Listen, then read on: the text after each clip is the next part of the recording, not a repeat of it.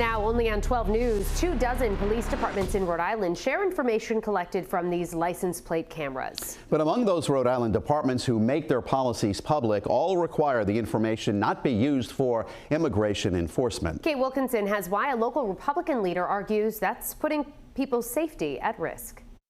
A local police chief says they don't share their surveillance data with ICE because they want to keep the community's trust. But former Bristol County Sheriff Tom Hodgson argues that by not sharing that information, it's putting the community's safety at risk.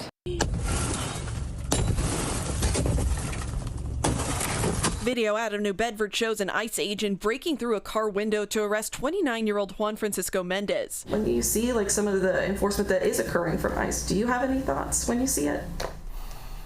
Again, I think that we're in a different position. We can't do our job without the trust of the community. So the last thing we want to do is ruin that relationship. Warwick Police Chief Col Bradford Connor says in recent months the department's relationship with ICE has changed as the federal agency takes on a more robust role under the Trump administration. We haven't changed what we've been doing with the change of administration. I think the federal agencies have changed their policies. The only time a local agency would be involved in that is if the suspect in question was either wanted for a crime or had a judicial warrant. Over the last few years, local departments have been installing these cameras that capture images of cars and their license plates, a tool they say can help them find someone who's committed a crime or missing.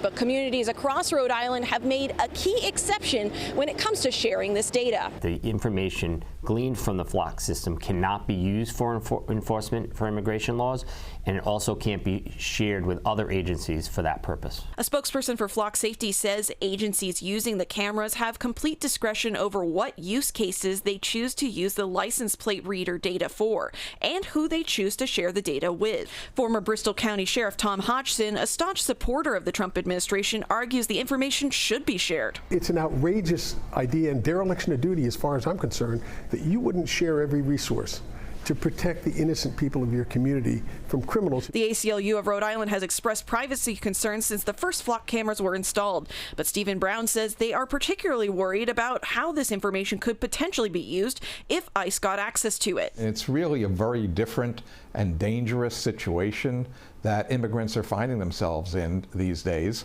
Right now, flock safety camera policies are set by individual communities, but one state lawmaker wants to change that. State Rep Matt Dawson from East Providence says he wants to set statewide guardrails on how these flock cameras are used. Now, Connor says he would be open to that, but he wants to make sure that police are still at the table.